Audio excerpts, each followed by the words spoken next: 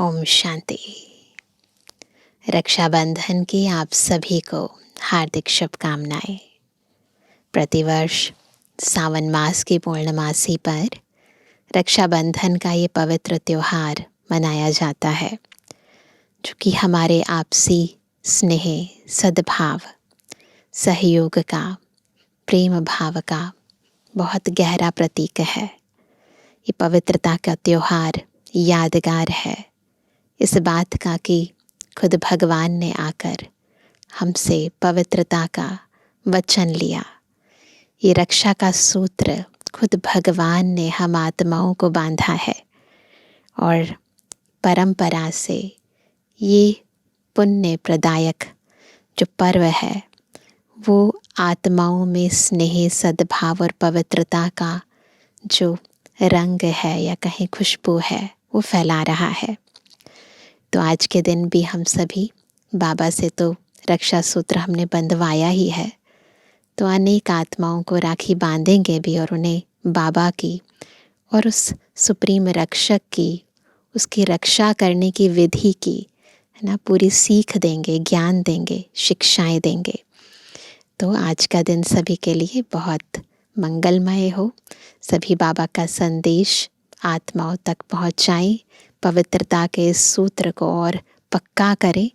केवल मनसा नहीं अपितु वाचा भी, कर्मणा भी, है ना, केवल दृष्टि नहीं अपितु वृत्ति भी, स्मृति भी हमारी पवित्र रहे।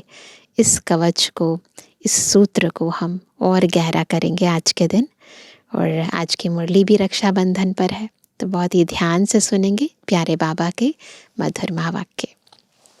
आज है 9 तारीख, 9 अगस्त 2025। बाबा के महावाक्य हैं, मीठे बच्चे, यह पुरुषोत्तम संगम युग कल्याणकारी युग है। इसमें ही पढ़ाई से तुम्हें श्री कृष्णपुरी का मालिक बनना है। इतना कल्याणकारी है कि यहाँ पर जो हम पढ़ते हैं तो श्री कृष्णपुरी के मालिक बन जाते हैं। प्रश्न है, बाप माताओं पर ज्ञान का कलश क्यों रखते हैं? कौन सी एक रिवाज भारत में ही चलती है? ये तो सबको पता है आज के दिन की। उत्तर है, पवित्रता की राखी बांध सबको पतित से पावन बनाने के लिए बाप माताओं पर ज्ञान का कलश रखते हैं। रक्षाबंधन का भी भारत में ही रिवाज है। बहन भाई को राखी बांधती है, यह पवित्रता की निशानी है। बाप कहते हैं, बच्चे तुम माँ मेकम याद करो तो पावन दुनिया के मालिक बन जाएंगे। गीत है, भोलेनाथ से निराला कोई और नहीं।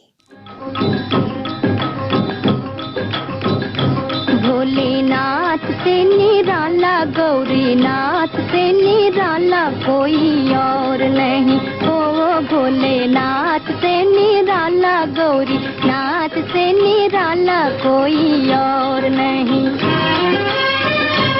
ऐसा बिगड़ी बनाने वाला कोई और नहीं। भोलेनाथ से निराला, गौरीनाथ से निराला कोई और नहीं। ओ भोलेनाथ से निराला, गौरीनाथ से निराला कोई और नहीं। उनका डमरू डम डम बोले, अगम निगम के भेद खोले। उनका डमरू डम डम बोले, अगम निगम के भेद खोले। ऐसा भक्तों का रखवाला कोई और नहीं। भोलेनाथ से निराला, गौरीनाथ से निराला कोई और नहीं। ओ भोलेनाथ से निराला, गौरीनाथ से निराला कोई और नहीं। ओम शांति। यह है भोलेनाथ की महिमा।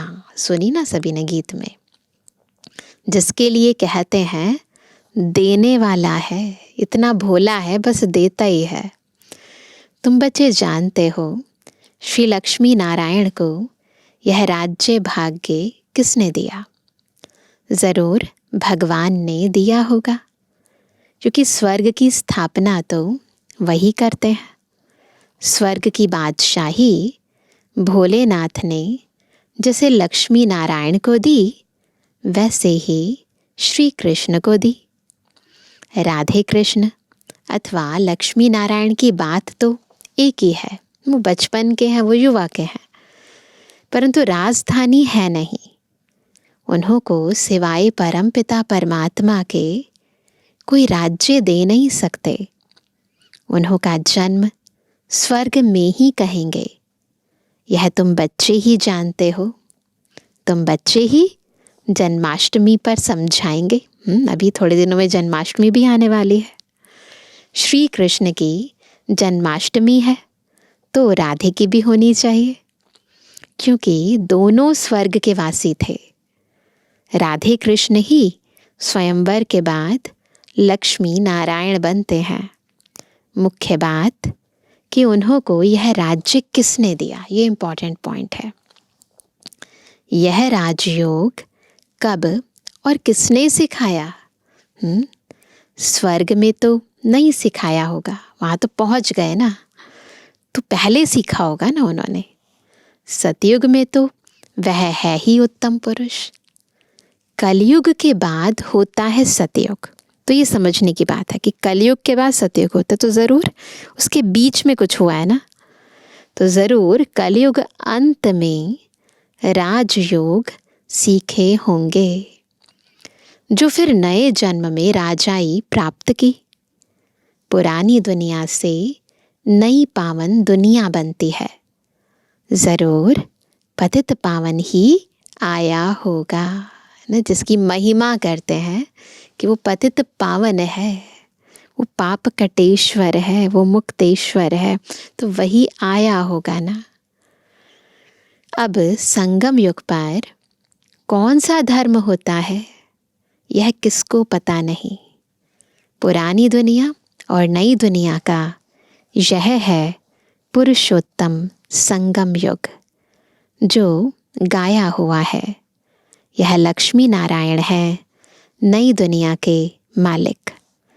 इन्हों की आत्मा को आगे जन्म में परमपिता परमात्मा ने राजयोग सिखाया, जिस पुरुषार्थ की प्रारब्ध फिर से नए जन्म में मिलती है। इनका नाम ही है कल्याणकारी पुरुषोत्तम संगम युग। ज़रूर बहुत जन्मों के अंत के जन्म में ही इन्हों को कोई ने राजयोग सिखाया होगा। कलयुग में है अनेक धर्म, सतयुग में था एक देवी देवता धर्म। संगम पर कौन सा धर्म है जिससे यह पुरुषार्थ कर राजयोग सीखे और सतयुग में प्रारब्ध भोगी? समझा जाता है संगम युग पर ब्रह्मा द्वारा ब्राह्मण ही पैदा हुए। चित्र में भी है ब्रह्मा द्वारा स्थापना श्री कृष्णपुरी की, है ना। ब्रह्मा द्वारा किस चीज़ की स्थापना हुई? कृष्णपुरी की। विष्णु अथवा नारायणपुरी कहो, उसको कृष्णपुरी भी कहें, विष्णुपुरी कहें, नारायणपुरी कहें, बात तो एक ही है।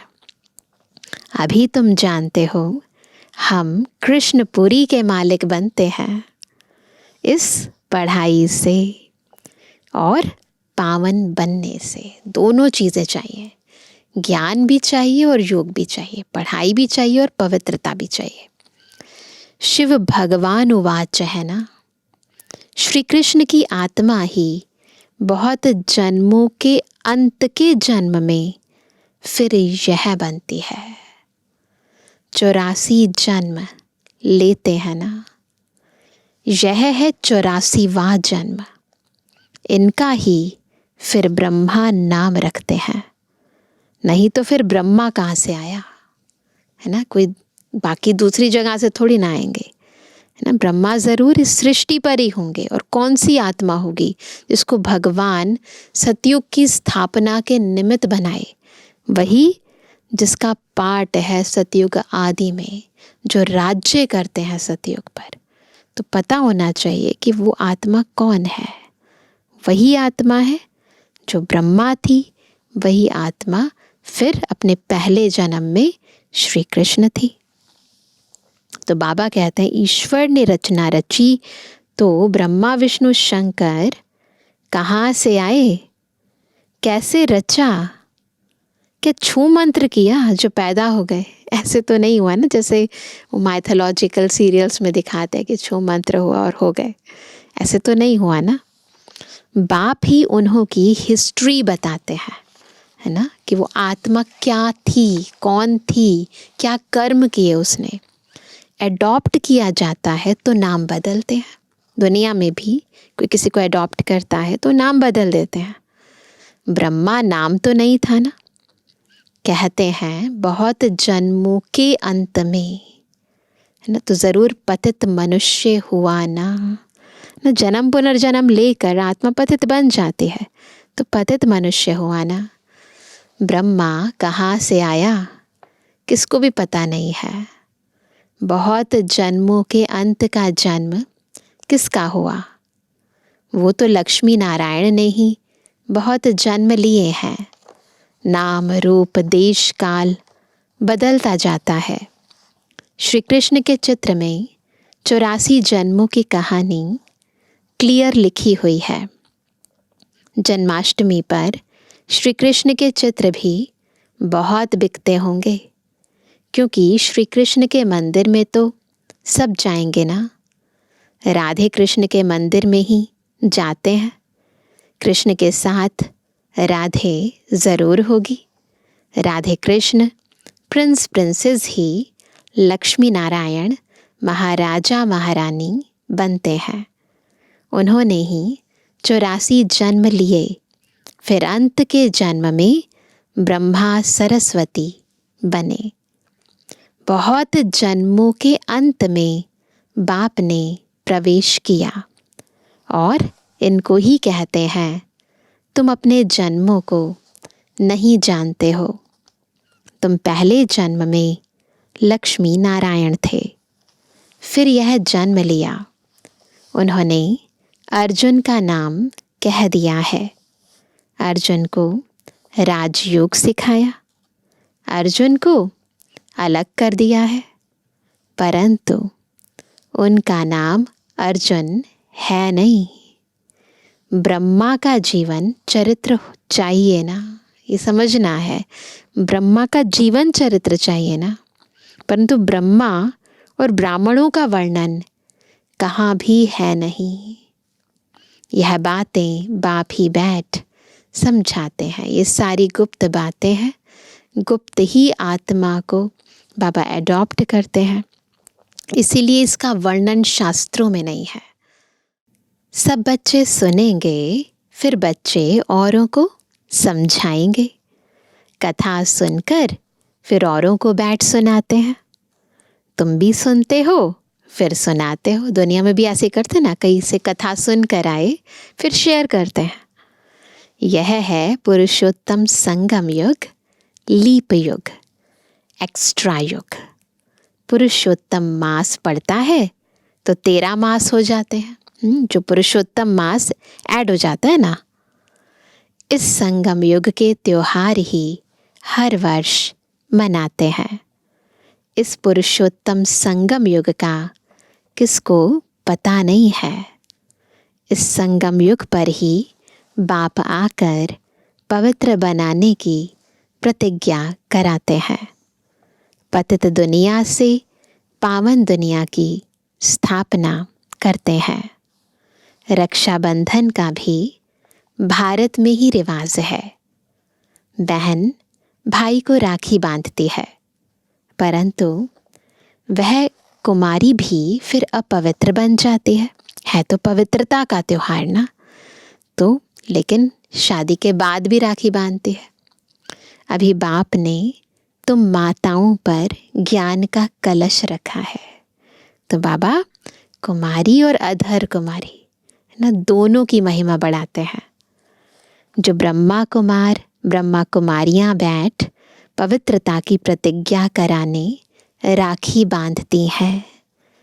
बाप कहते हैं, माँ में कम याद करो तो तुम पावन बन पावन दुनिया के मालिक बन जाएंगे। बाकी कोई राखी आदि बांधने की दरकार नहीं है। बाबा को याद करना है, पवित्र बनना है ना, ये है। बाकी ये तो प्रतीकात्मक है। यह समझाया जाता है। जैसे साधु सन्यासी लोग दान मांगते हैं। कोई कहते हैं क्रोध का दान दो, कोई कहते हैं प्याज मत खाओ। ऐसे ही होता है ना। जो खुद नहीं खाते होंगे वह दान लेते होंगे। इन सबसे भारी प्रतिज्ञा तो बेहद का बाप कराते हैं ना। कोई सन्यासी हो जाते हैं तो कोई ना कोई दान मांगते हैं कि गुस्सा छोड़ दो, ये छोड़ दो, प्याज छोड़ दो। कहीं कोई तीर्थ यात्रा पर भी जाते हैं तो भी कुछ ना कुछ दे कर आ जाते हैं। कोई कमी कमज़ोरी छोड़ कर आ जाते हैं। कोई सिगरेट छोड़ देते हैं, कोई शराब छोड़ देते हैं। परंतु बाबा कहते हैं सबसे बड़ा दान तो बाबा मांगते हैं। क्या करना है? सबसे बड़ी प्रतिज्ञा क्या कराते हैं बाबा? तुम पावन बनना चाहते हो तो पतित पावन बाप को याद करो। द्वापर से लेकर तुम पतित बनते आए हो। अब सारी दुनिया पावन चाहिए। वह तो बाप ही बना सकते हैं। सर्व का गति सदगति दाता कोई मनुष्य हो नहीं सकता। सर्व की गति सदगति करनी है, एक दो की नहीं करनी है। तो उसके लिए तो सर्व का गति सदगति दाता शिव बाबा आएगा ना। बाप ही पावन बनने की प्रतिज्ञा लेते हैं, प्रॉमिस कराते हैं बाबा।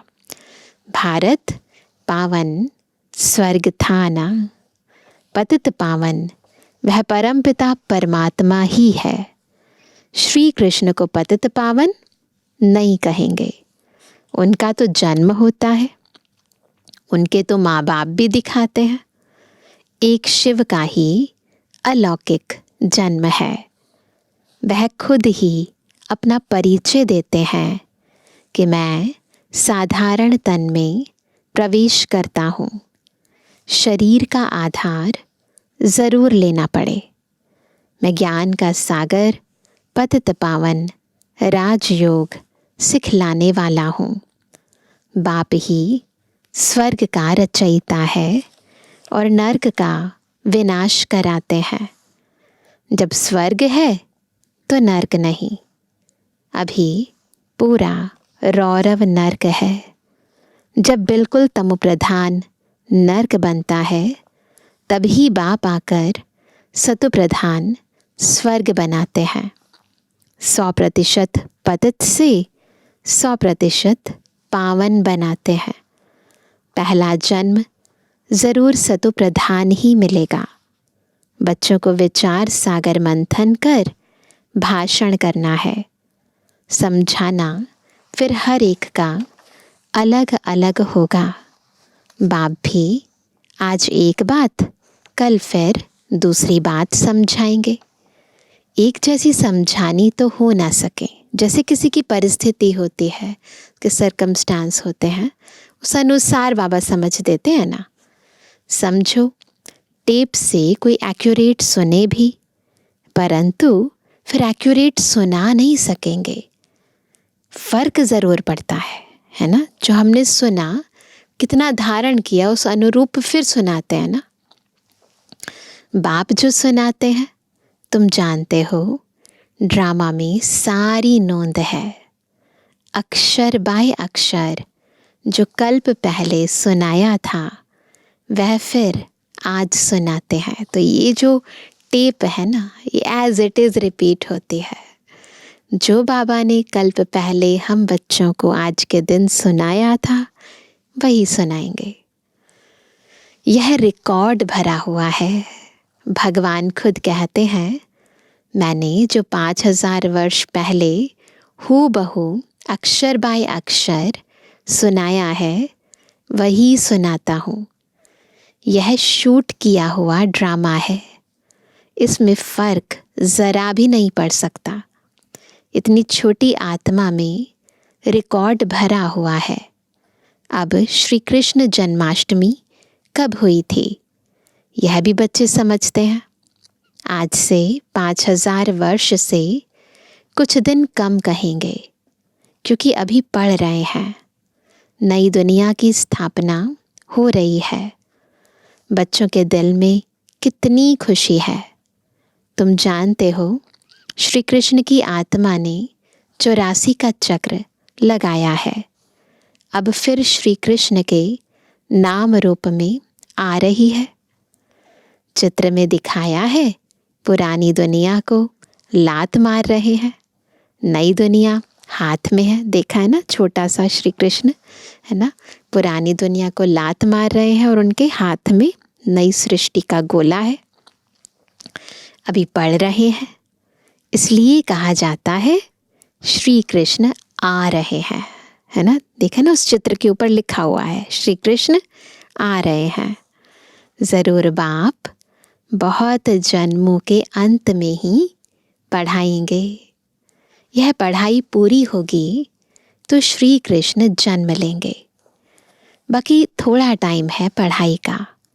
ज़रूर अनेक धर्मों का विनाश होने बाद श्री कृष्ण का जन्म हुआ होगा। सो भी एक श्री कृष्ण तो नहीं, अकेला थोड़ी ना होगा, उसके साथ सखा सखी सब चाहिए, पूरी राजधानी चाहिए, सारी श्री कृष्ण पुरी होगी। यह ब्राह्मण ही है जो फिर यह राजयोग सीख देवता पद पाएंगे। देवताएं बनते ही हैं नॉलेज से। कोई भी ऊंचा ओहदा बिना ज्ञान के तो नहीं मिलता है ना। तो कौन सा है वो ज्ञान जिससे सतयुग के महाराजा महारानी बने? कौन सा है वो ज्ञान जिससे मनुष्य देवता बने? तो वह है ये राजयोग। तो देवताएं बनते ही हैं नॉलेज से। बाप आकर मनुष्य से देवता बनाते हैं पढ़ाई से। यह पाठशाला है, इसमें सबसे जास्ती टाइम लगता है। पढ़ाई तो सहज है, बाकी योग में है मेहनत। तुम बता सकते हो श्री कृष्ण की आत्मा अब राजयोग सीख रही है परम पिता परमात्मा द्वारा। शिव बाबा ब्रह्मा द्वारा हम आत्माओं को पढ़ा रहे हैं विष्णुपुरी का राज्य देने। हम प्रजापिता ब्रह्मा के बच्चे ब्राह्मण ब्राह्मणियाँ हैं। यह है संगम युग। यह बहुत छोटा सा युग है। चोटी सबसे छोटी होती है ना। विराट रूप का जो चित्र बाबा ने बनवाया तो उसमें चोटी ब्राह्मण आत्माएं है ना। तो बाबा कहते हैं फिर उनसे बड़ा मुख, तो आत्माएं ब्राह्मण आत्माएं छोटी थोड़ी होती हैं, तो चोटी छोटी दिखाई है। फिर उनसे बड़ा मुख, उनसे बड़ी बाहें, उनसे बड़ा पेट, उनसे बड़ी टांगे, है ना। तो ऐसे वृद्धि होती जाती है। विराट रूप दिखाते हैं, परंतु उसकी समझानी कोई नहीं देते। इसका अर्थ क्या है? इस विराट सृष्टि चक्र का एक बहुत सुंदर रूप दे दिया है। तुम बच्चों को यह 84 जन्मों के चक्र का राज समझाना है। शिव जयंती के बाद है श्री कृष्ण जयंती। तुम बच्चों के लिए यह है संगम युग। तुम्हारे लिए कलयुग पूरा हो गया। बाप कहते हैं मीठे बच्चों, अब मैं आया हूँ तुमको सुख धाम शांति धाम ले जाने लिए। तुम सुख धाम के रहवासी थे, फिर दुख धाम में आए। पुकारते हो बाबा आओ इस पुरानी दुनिया में। तुम्हारी दुनिया तो नहीं है। अभी तुम क्या कर रहे हो? क्या कर रहे हैं अभी हम? हमारी दुनिया नहीं है, फिर हम अभी क्या कर रहे हैं? योग बल से अपनी दुनिया स्थापन कर रहे हो। कहा भी जाता है अहिंसा परमो देवी देवता धर्म।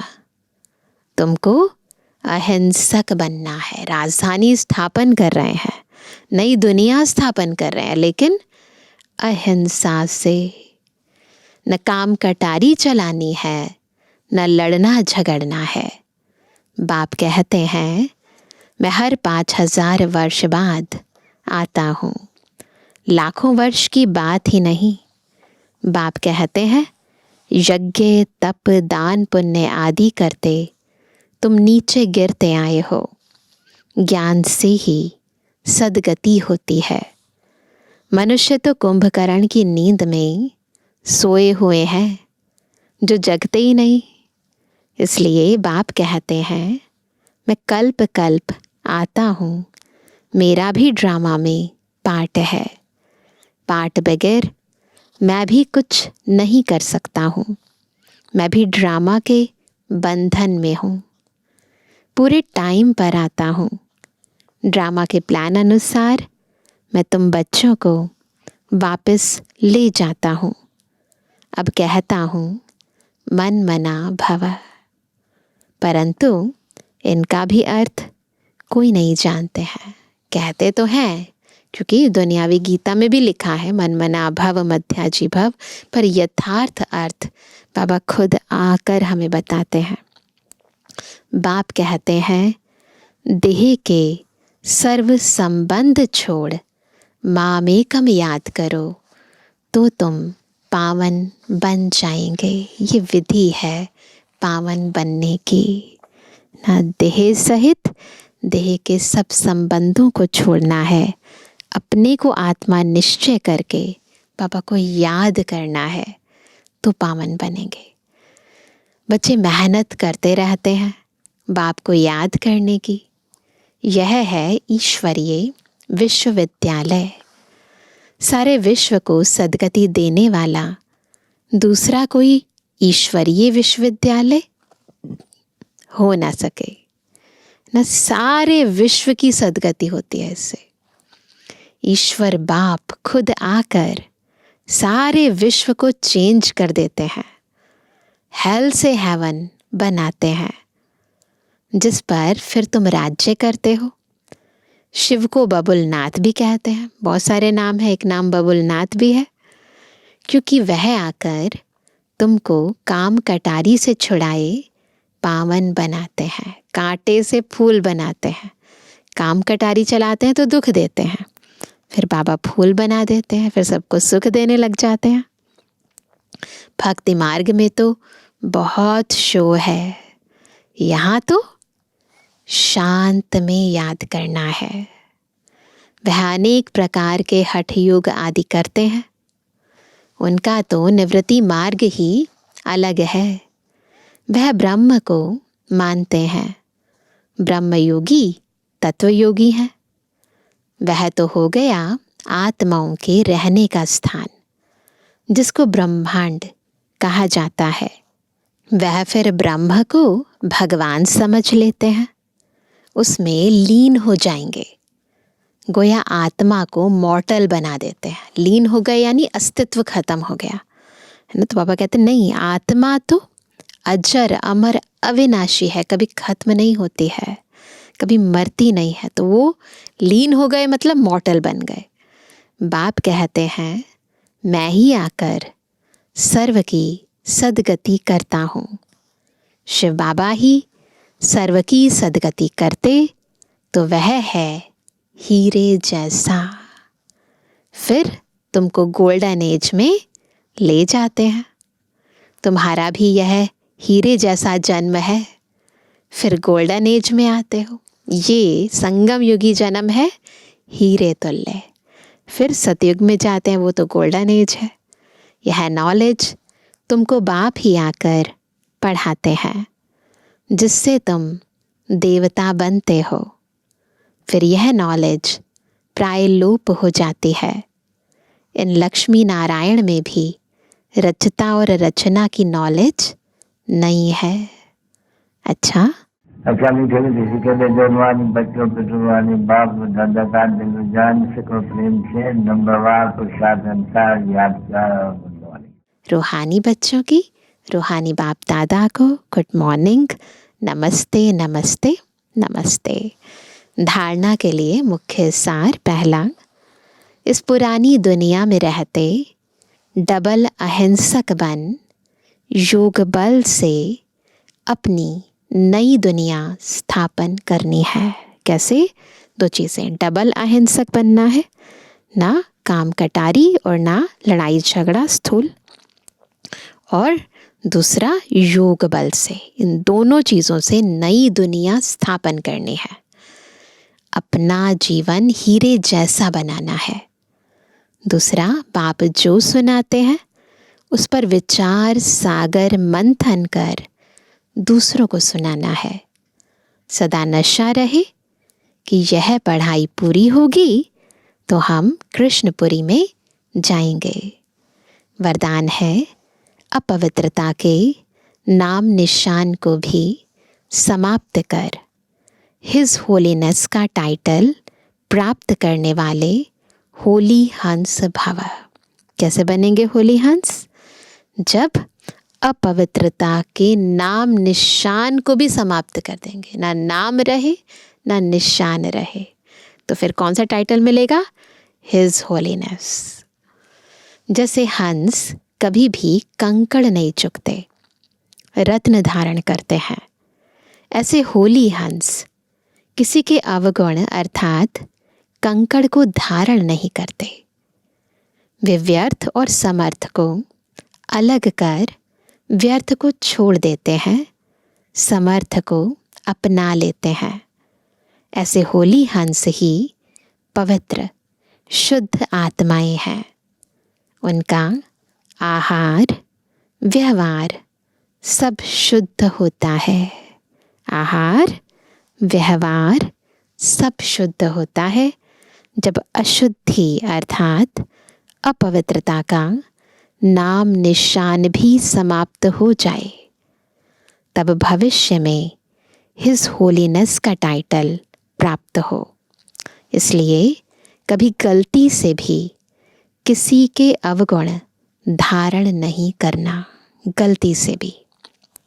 स्लोगन है, सर्वंश त्यागी वह है जो पुराने स्वभाव संस्कार के वंश का भी त्याग करता है, वो है सर्वंश त्यागी।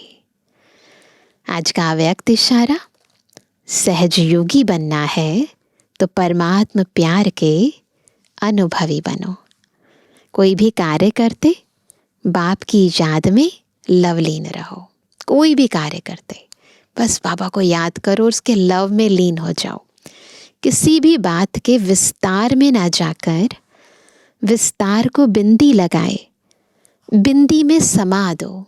ज़्यादा डिटेल में मत जाओ, विस्तार में मत जाओ, बिंदी बन जाओ, बिंदी लगा दो, तो सारा विस्तार सारी जाल सेकंड में समा जाएगी और समय बच जाएगा। मेहनत से छूट जाएंगे। बिंदी बन बिंदी में लवलीन हो जाएंगे। तो ये है सहज रास्ता ना, इससे मुश्किल कार्य भी सहज हो जाएंगे। तो आज सभी रक्षाबंधन पर बाबा से संपूर्ण पवित्र बनने की प्रतिज्ञा करेंगे। सूक्ष्म शक्तियाँ भी पवित्र हो जाएं, है ना, सूक्ष्म वृत्ति भी पवित्र हो जाए, ऐसी प्रतिज्ञा करेंगे। अच्छा, ओम शांति।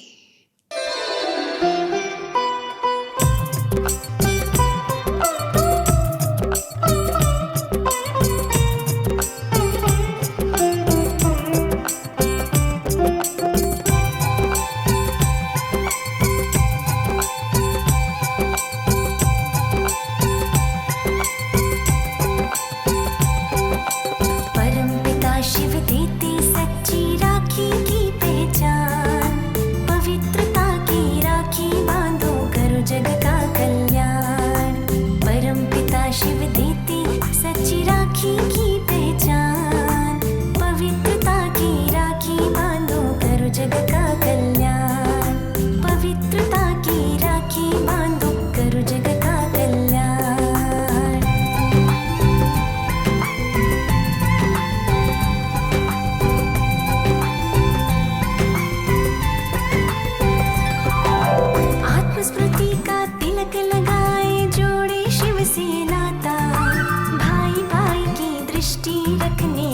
महादेव बन जाता।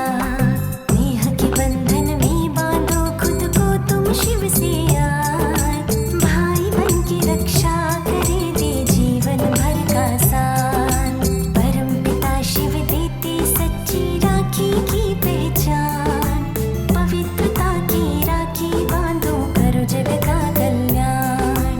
पवित्रता की राखी बांधो करो जग का कल्याण।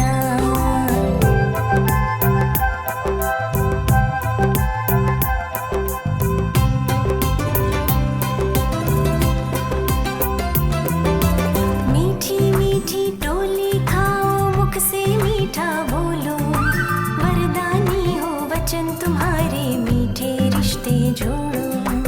आओ सच्ची राखी मनाए पवित्रता के साथ, आई है शिव संग लेके स्वर्ग की सौगात। परम पिता शिव देते सच्ची राखी की